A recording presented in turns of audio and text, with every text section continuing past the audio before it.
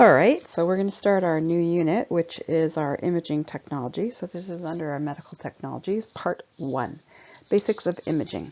All right, so with this note here, you should have the printout done, or if not, you're just looking at the printout and doing the work in your notebook. All right. We're just going to get started here. Now, one of the things with imaging is keep in mind, even though you're looking at a picture, you have to get your mind to thinking in 3D, okay? So you need to think in 3D even though the images are in 2D. So we're just going to go through starting with X-ray and X-ray absorption. Now I'm going to use the term X-ray or X-ray energy. It's all the same thing. We'll talk about X-rays later on, but they are a type of energy that's found on the electromagnetic spectrum way past visible light. All right, so basically X-rays are absorbed differently by different types of material. So if you think of it as a type of energy, some of the energy can pass through some of the material and other types of material are going to absorb the energy. All right, so different types of energy are going to absorb the X-rays differently. Okay, some of the X-rays are going to pass easily through. All right, and those X-ray energy, the rays that pass through, when we're doing X-rays, are going to pass through the body or the arm or whatever it is, and they're going to hit a detector on the back. Now, this is kind of a weird thought. Wherever the X-rays or the energy hits the detector in the back, that is going to turn dark colored. All right, so the more energy that passes through, the darker the detector is going to look. All right, so X-rays pass through, it'll hit a detector on the back. Now, in the olden days, this used to be a film that was in the back, but now it's all computerized. Okay, so the darker, it still says film there, but just because whatever, the detector is the film. Okay, so the more X-rays that pass through, the darker the image on the detector is going to be. All right, so I'm going to give you a little few minutes here, not even a few minutes, maybe like a few seconds here. These are the different colors that X-rays can turn out, all right? And there's different variations of these shades of gray here, all right? So we go from white to black. So this is 5 different types of, or these are 5 different types of tissue or material, and what you have to do is organize where you think the color that would turn up on a detector would turn out to be. All right, so just basically take a pencil or something, or just like make a little note on your paper or whatever, and decide which color bone will come out on an X-ray, fat will come out on an X-ray, metal will come out on an X-ray. All right, and then we'll take it up. And for your enjoyment, I'm going to put some music on for 30 seconds or so. Well, not music, nature sounds.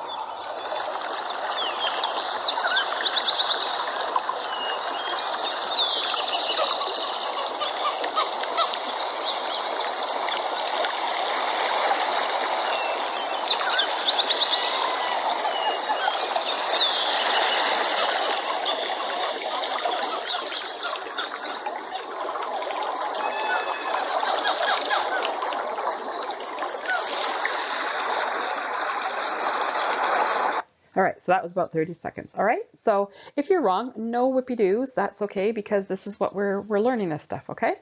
So let's see how we go. All right, air and gas are going to come up to be black on an X-ray. If it's air or if it's some type of gas, the energy can easily pass through that, hit the detector in the back and turn it dark black. Okay, bone is going to come up whitish or just off-white. All right, bone is quite thick, it's going to absorb a lot of X-rays, so that energy won't pass through to the detector. Okay, fat is going to come up to be fairly dark. All right, even though fat it's kind of dense, but like it's denser than air and gas, but it's pretty X-rays can pass through it pretty easily. All right, metal or a contrast material, so metal, so if there's any plates or rods that are put into the body, or if you've got a contrast material, so if you've had a barium enema or a barium swallow, it's going to come up to be quite white on the X-ray. All right, and then last thing, the soft tissue or water is going to come up to be a little bit lighter gray than the fat. So something like your liver is going to absorb a lot more X-rays, so those energy rays aren't going to pass through and hit the detector on the back. Okay, so if you got all those, fantastic. If you didn't, well, now you know. Alrighty. So the next thing. So the next one on your sheet should be a picture, all right, of a little flower. So basically some objects have a distinct form and are easy to identify. So something like that is pretty easy to identify, all right? And the density, again, is going to affect how easily the X-rays pass through. So on your sheet, you have a couple questions to go through here. So here's your picture. So the first one says, what object is shown in this X-ray? All right, so what is that thing? And if you said a rose, you would be correct. All right, so this is a rose. If you said flower, you're close. All right, good enough. A rose is a flower. All right, but that's specifically a rose. The next question says, how does the density of the leaves compare with the stem? So these are the leaves right here. All right, these are all the leaves. These are all the leaves. All right, how does the density of the leaves compare to the density of the stem? Now, if you said the leaves are much less dense, you would be correct. So you can see the energy is pretty easy to pass through here. All right. So which area of the leaves here appear to be more dense? So you've got the leaves, and then you've got these veins that go through here. Now the veins are filled with water, right? So they're more dense. All right. The vascular tissue in the leaves and stems conduct water. If you remember your vascular tissue are like the arteries and veins of the plant. So all through here, we're conducting water, and through here, we're conducting water, and through here, we're conducting water. All right. So how does the fluid affect the density? All right. And the fluid affects the density as it increases the density. So through here, it's a lot more dense in terms of X-rays than the leaves themselves, the little fleshy part of the leaves. And the last question, the individual petals are quite thin. So if you see here, you can see how easily the X-rays pass through here. It's quite black through there. All right, but why do some parts of the petals, so why all of a sudden here do the petals, have they turned up white? All right, why are they absorbing so much energy?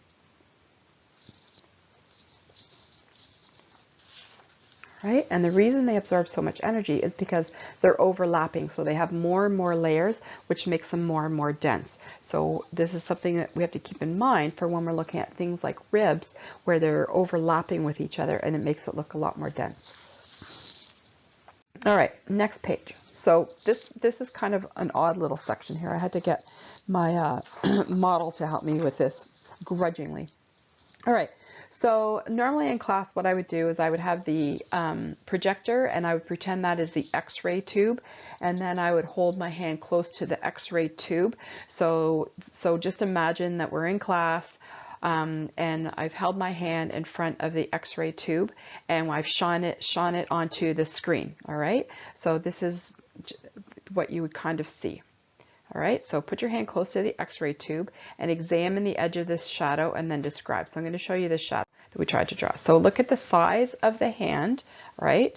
And look at the edge. Look at the edge all the way along here. All right.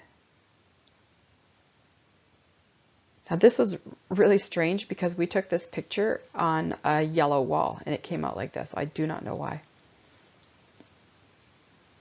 Alrighty. Okay, so this is when the body or whatever is closer to the X-ray tube than the detector or the screen. Okay, so look at the size and look at the edges. All right, the next thing we're going to do is this time we're going to put our hand close to the X-ray plate. So if we were in class, I would have my hand close to the screen, and you would look and compare it to the other one. Okay, so here's a picture. I cut part of it off, but here you can see my son's hand. Okay, one of his fingers, his thumb's cut off there. All right, but you can see, look at the edge here of each individual finger. So this time he's closer to the screen or the detector or the wall in my house. All right, and look at the size compared to the size of his hand, and look at the edges here. All right. All right, so what you should have distinguish from that is when the patient is closer to the detector. So if it's an arm or a leg or your body, whatever it is, you try to place the patient as close as you can to the detector, because that way you get the image being as close to the real size of the person, and you also get a nice sharp image. So if you get into radiation technology, of course they're going to be teaching all this stuff, but that's why if you've ever gone to get an x-ray, chest x-ray, anything like that, they like push you as close as you possibly can get to the plate that they're doing the x-ray on. All right, so this is one of the, because you want an image that's same size as the object or the person, and you want the image to be nice and sharp, right? So that's the important part of those two pictures there. If the patient can stand, right? Chest x-rays are taking in the PA direction. So PA is posterior to anterior. All right, so you'd be standing, your chest is really, really close to the detector, all right? And the x-rays are coming from behind you, through you, and then hitting the plate. So why do you think this is the best way to take an x-ray? And well, what you would answer is it's the best way to take an x-ray because the heart, the lungs, and any important organs are going to come out to be nice and sharp. All right, nice sharp image, and they're going to be closest to the real size. All right, you don't want to get an x-ray where the heart looks like really, really massive, because then you're going to think, oh my God, this person's got a great big heart and there's a problem here. Nope, you want the chest as close to the detector as possible, so everything is the right size and everything is sharp as possible. Same thing with the hand. You want the hand close to the screen, so it's close to the right size and it's nice and sharp. Okay. All right, we're on part D now, which is on probably the second page. I changed your page around a lot, so there's fewer pages to print out. So forgive me if I'm on the wrong page here. So for the different views, so what we're going to do is, if we were in class, I would be standing in front of you and I would be holding up a book and having you looking at me straight on. All right, so again, the overhead machine would be on, pretending it's my x-ray machine, and I would be standing in front of that x-ray machine. All right, so what I would have you do is I would have you draw the image that would be on the screen, and you would be labeling the left and the right side. Okay, so this is kind of what you would see. You would see me standing there in front of the classroom. The screen would be behind. Okay, and then I would be standing like this, and I would tell you, just draw the image of what you would, oh goodness, it just clicked over here. So draw what you see here, okay, and then label the left and the right side. It doesn't have to be the neatest thing on earth, but just so you just get the idea, right? So that's in the front ways picture that you're drawing, and I'm going to give you some nature sounds to pass by the time.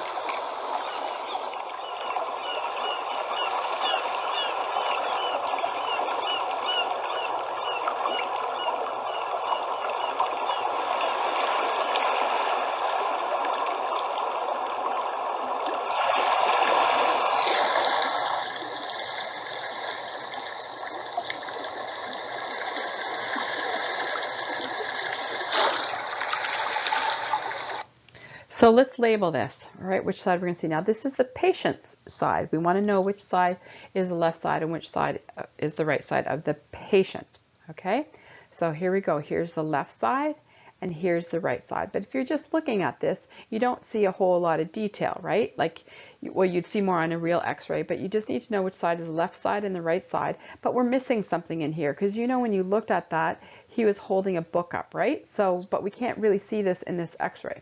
So what we do is we're going to change our view, do a different view. So this is if we were kind of doing a chest x-ray, all right? So what we're going to do is have the person doing the side view, okay? And then draw what you see, and then again, label the anterior and the posterior side of your patient or your person, all right? And then the question is what side of the body was closest to the wall, and we'll discuss that, okay? So, and then we'll answer this question. So where is my next picture? Oh yeah, so here's the picture here. This is what we'd be standing here. I'd be staying in the classroom and having you draw my outline that you would see on the screen. All right, so here is the outline. So bad. All right, so draw that and then label the anterior and posterior.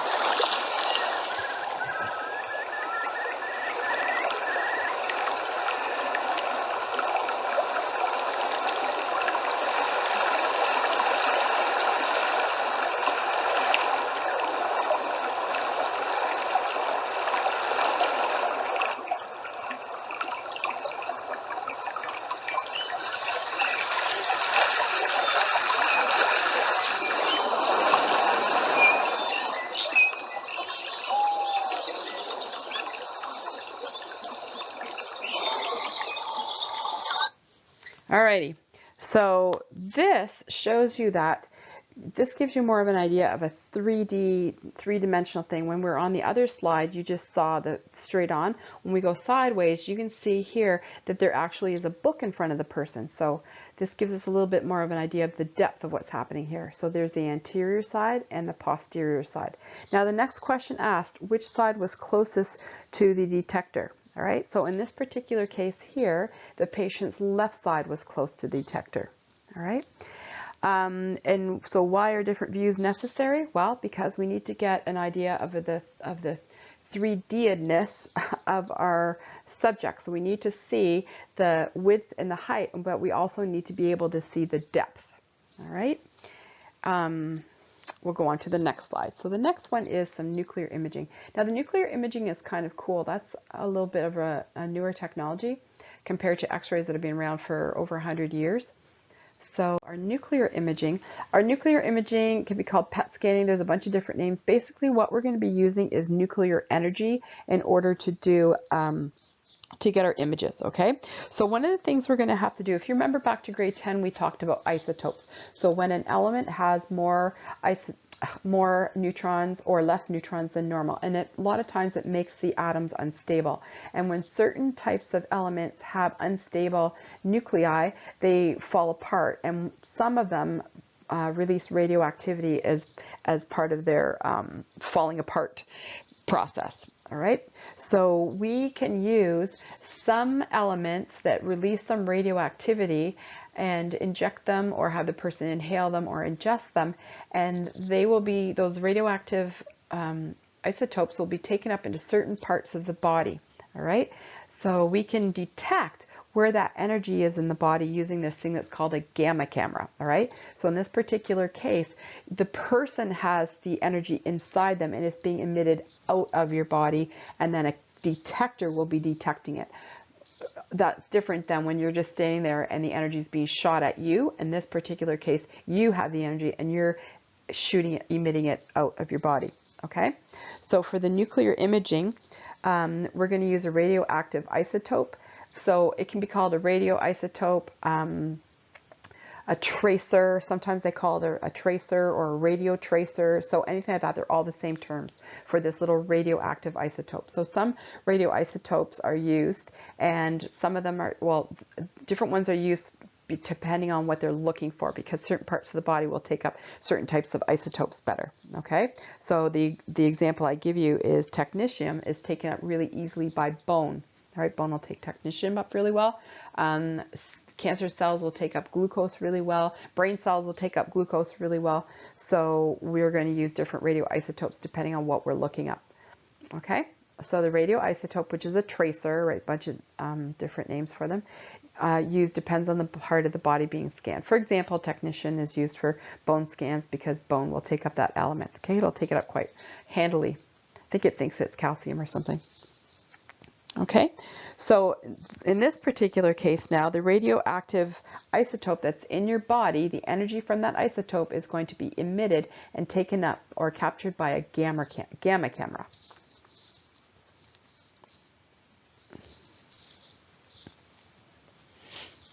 All right, and this is really a great technology for things like cancer detection, because cancer cells are really greedy. They grow really quickly. That's basically all they do is grow, and they just grow like indiscriminately. And they are so greedy, they take up a lot of glucose. Like they're just greedy guts. They take up glucose more than any other type of cell does. All right, so if we give if we inject or ingest some radioactive glucose, the cancer cells will take them up much more greedily than the other cells, and we'll see little hot spots that will show us where the cancer cells are. Okay.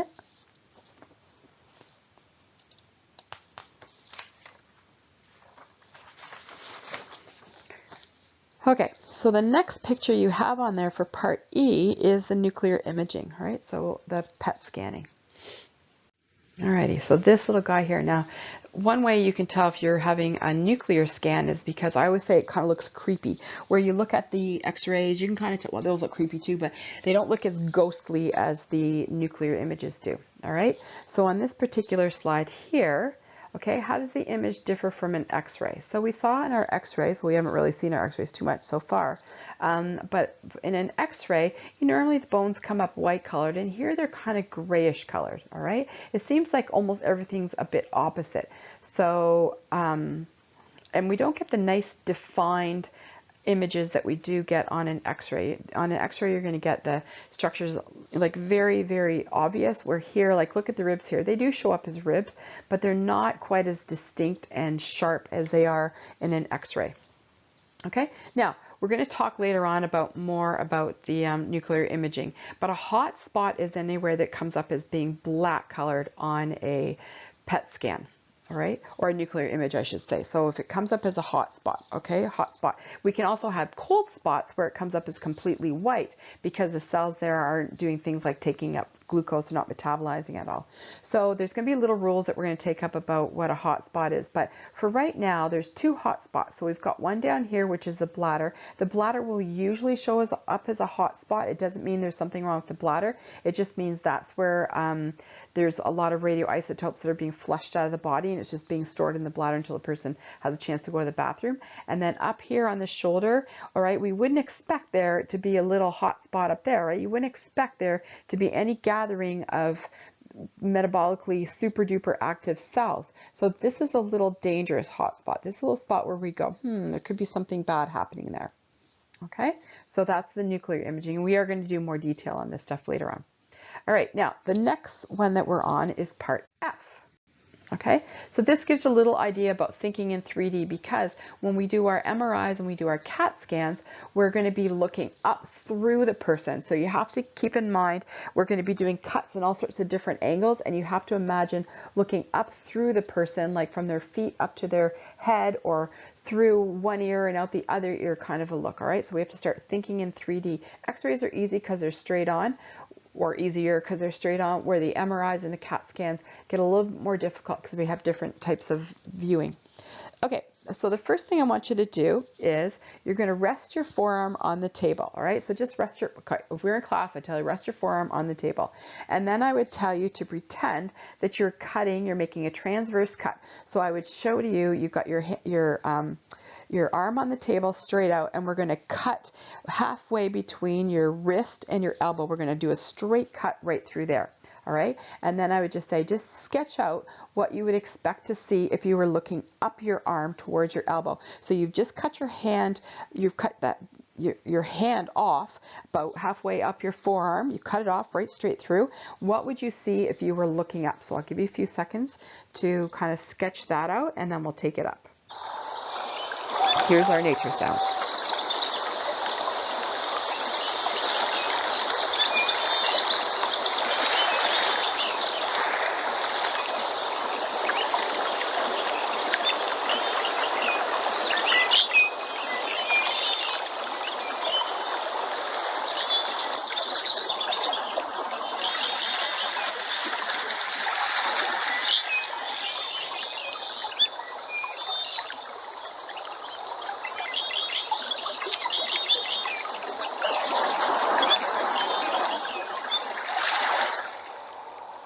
Okay, so what you should have sketched out, and I'm telling you my sketches are really, really basic because I had to do them on PowerPoint. All right, so basically you've cut your arm off and you're looking up your arm towards your elbow. All right, so, looking up in the cranial direction. Sorry, I could have put that on there for you. Draw and label the bones you would see. Okay, so we're going to look up the cranial direction. So we're looking up the arm towards the head, towards the elbow, which is up towards the head. So we've got an outline of your arm there. So this would be your whole entire outline of your arm. All right, and then what you should have is a bone on top and a bone on the bottom. And of course, there's going to be veins and muscle and all sorts of guts in there, okay? And that what we should have on the top is the radius, okay? And then beneath that should be your ulna. And I know I've got these bone sizes not quite correct, but you get the general idea. So we've just cut your arm off and we're looking up at it through the bottom up towards the head. Okay, so the next thing we would do, the next one we're doing is we're going to do another type of a cut. So if I was in the classroom, I would stand there and I would tell you guys, all right, you're going to look at the side of a person. So I'd stand with my side towards you. And what I would imagine that I was doing is I was going to cut my leg from the hip to the foot in the sagittal plane. So what I would do is I was going to cut through the middle, from my middle toe all the way up the middle of my leg, and I would take the outer part of my leg off, and you would look in through the sagittal way, so in through this side. All right, so I've cut my leg off from my middle toe all the way up through the middle of my patella, and I've cut myself right up to my thigh. I've taken the outer part of my leg off, and what could you imagine seeing? Okay, so removing the portion of the leg, and draw what you'd be able to see looking in the sagittal direction. Okay, so you're looking through the side of me, but I've got half my leg cut off. All right, and then label the interior and posterior side of the diagram, and then label the bones that you see as well. That should say that on there, but it doesn't say it on the slide. All right, so we've got some nature music while you're doing that. Nature music, nature noise.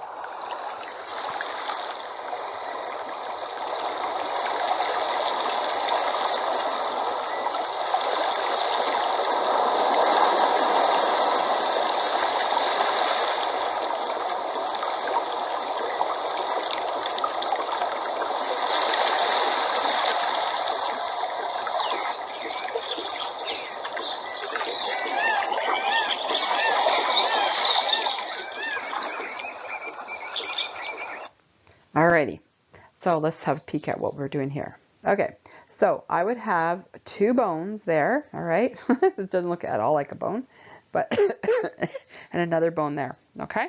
Now, it doesn't matter. If you have it in the opposite direction, that's fine, because in the classroom, I would have been standing in this direction, and it doesn't matter for this, okay? As long as you kind of had the bones in the right order. So I should have my femur on the top. I should have my tibia down at the bottom. I've cut the outside of my leg off, so my fibula is going to be gone. And I cut halfway through my patella, which should be in the center. Okay, so this is what I would see looking through my body from the side if I've cut the outside of my leg off. All right, so that's looking in the sagittal direction. So it's looking into somebody's, like from one ear to the other. Okay, so it's looking on the side. Now, this is where we're going to start to be getting really, really smart.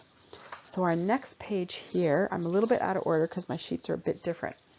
Oh, sorry, I missed this part. So the posterior would be the back, and the anterior. And again, if you've got this slip, that's okay, because I wasn't actually in the classroom to show you.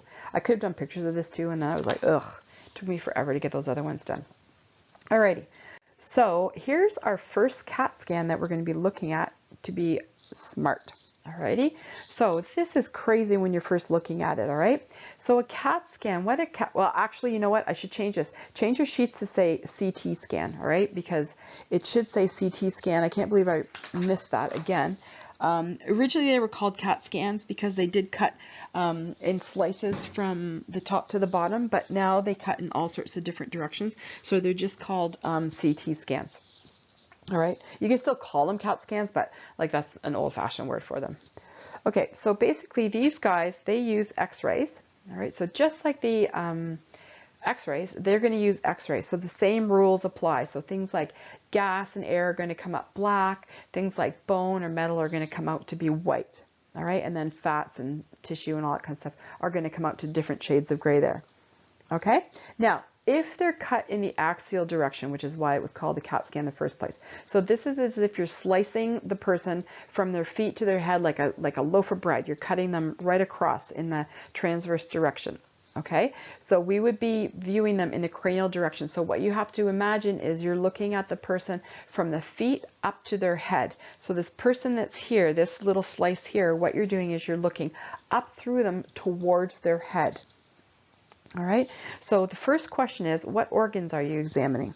Now, if we were in class, I'd probably hear crickets here, and then somebody would bravely put their hand up, and someone would be right and someone would be wrong. But I really don't care, because that's how we're learning all this. All right, so these here, if you guessed lungs, you would be correct. All right, because these are big black areas here. All right, and the only, well, not the only thing, but one of the things we know that comes up black in an x-ray is air, all right?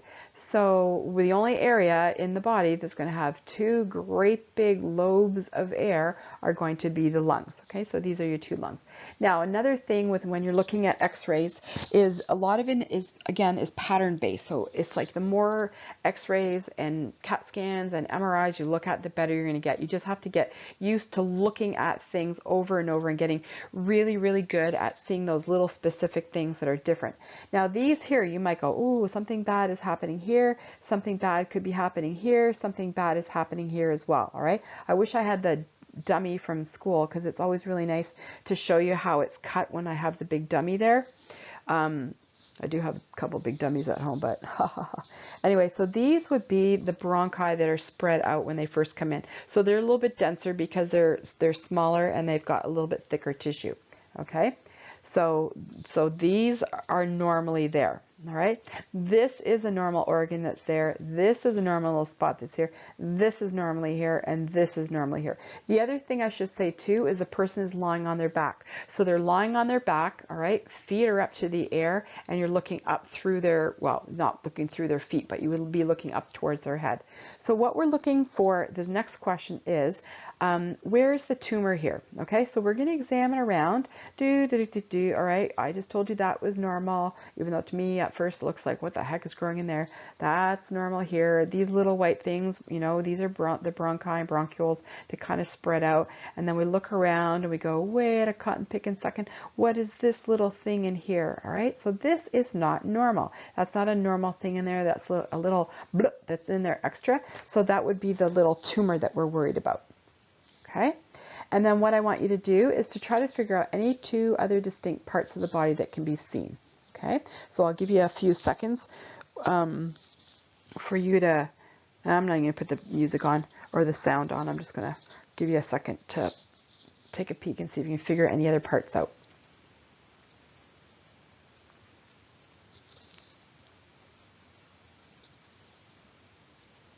Alrighty, so let's take a peek here. So first thing is, there's your tumor. So we circled that tumor. Now, if you're thinking, you know where your lungs are, okay? We know we've cut across your chest somehow, and you're looking up through your chest towards your head. So there's got to be some body parts in there that you are familiar with, right? Which is, again, why I made you do the anatomy. So right there, there's your heart right in here. Okay, we've sliced right through the heart. Okay, another one. Here's a vertebrae. So if you remember, your vertebrae have all these odd, you know, it's odd shape to it, which if we were in class, I would take out my vertebrae bone and show you how it's got this, you know, really odd shape. Remember, it's an irregular bone, doesn't fit into any other categories. These are the processes. Anything that sticks out is called a process. All right. Next thing you could see is here's your trachea. So it's propped open because we're at lung level. We're going to have a nice wide open trachea. Hopefully you're going to have a nice wide open trachea. And this one's a funny one. I hope I'm not have labeled it here.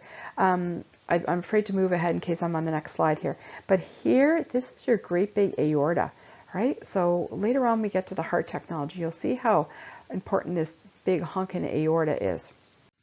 Okay, so I knew I was going to go to the next one. So the next one here is an MRI. Now an MRI, again, is a different type of imaging. This time though, we're not going to use x-rays. We're going to be using radio and magnetic. All right, so we're going to be using radio waves and magnetic waves in order to get an image. All right, there's no electromagnetic energy in here, so this is a little bit safer for people because you don't end up with as much radiation as you do with x-rays or CAT scans. So this uses the energy of magnets and radio waves, and we'll get into more specifics as we go on. In this particular image, this is frontal. So in this particular image, we're looking at the person's front. Okay, we're going AP, we're looking in the front towards the back. So we're looking through the person's front. We've sliced him right down the front, like right, taking the whole front bit of him off and opened him up. All right, like a grandfather clock. We've opened the cover and we're looking at the inside of the person. Okay, so this one here, label the left side and the right side. So remember, the person is facing you, so label the left side and the right side. And again, if you get it wrong, no biggie, we just erase it when we take it up. It doesn't matter, that's what we're learning here. All right. And then the next thing says label the kidney stone. Now, a lot of times the color of the body parts are going to be different in the MRI than they are in a CAT scan. Okay, we haven't got to that yet, but we will. But a lot of these things are pretty obvious in here. All right, so we know, look at here, we've got a couple of kidneys here which sit high in the back. So this one's hard to tell exactly where the kidneys sit, right? Because we're looking at it straight. This kind of looks like the kidneys are just plopped there along with everything else, but these are up high towards the back. Now, if you look inside this kidney, you'll see like, oh, look at something a little bit different, all right? You don't see that over there, so something a little bit different there. And then what I want you to do is label the liver, the ribs, and the bladder.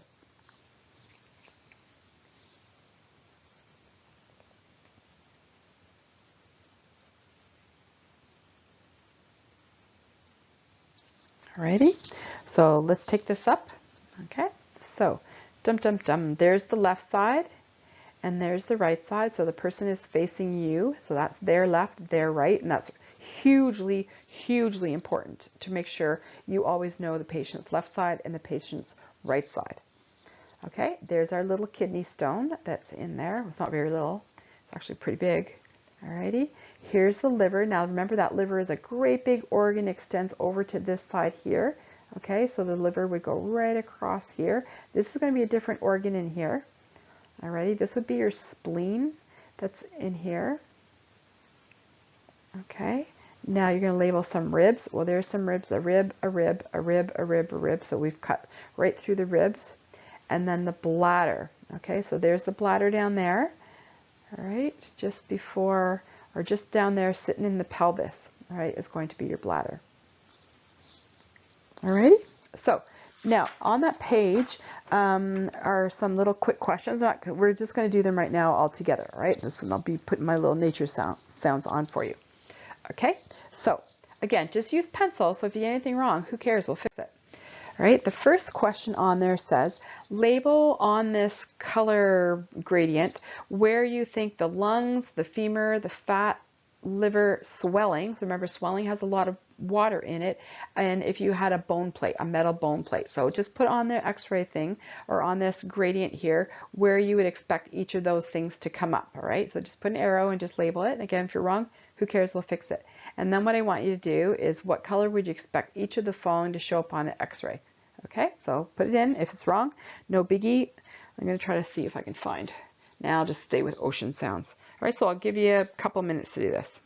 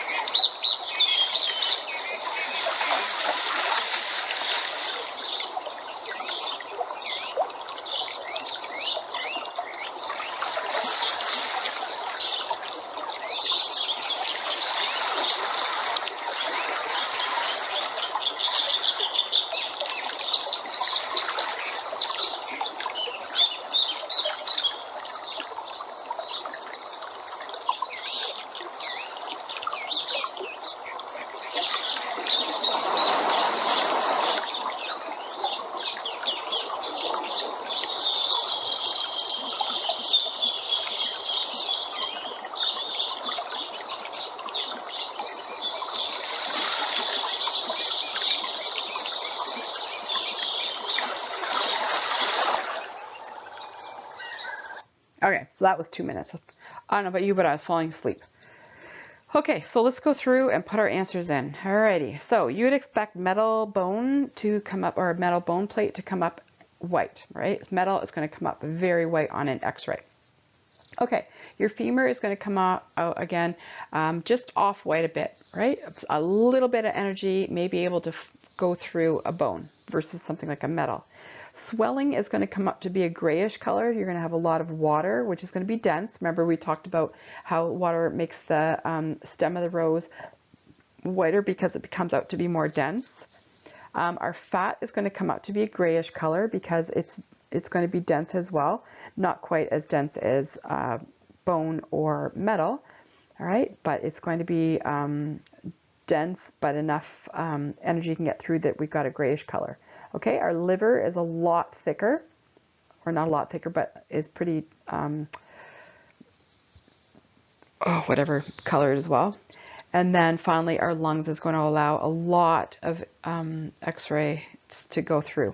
I think fat and liver should have been on opposite areas there. Okay, so switch fat and liver around it. That's kind of stumbled there because I was like, wait, that's not quite right. Okay, because the liver is going to be more dense than the fat, and the liver is going to absorb a lot more energy than the fat will. So the liver is going to be lighter colored because less energy will go through, and the fat's going to be darker colored because it's going to, oh my gosh, the answers are coming up here. Okay, so just change fat and liver. Switch spots with those two. Okay, so our metal bone screw is going to come up white. Intestinal gas is going to come up black, and you'll see that later on when we get to doing some of the chest x-rays. And muscle is going to come up as a gray color, all right, because it's fairly dense, but enough x-rays can still get through. Okay, and the next question says, on the CAT scan, so go back to your CAT scan picture. All right, I just put a new one up here, but on your particular CAT scan picture, label the following items here. Okay, so I'll give you 30 seconds so that we can get through here. We're almost done this for today.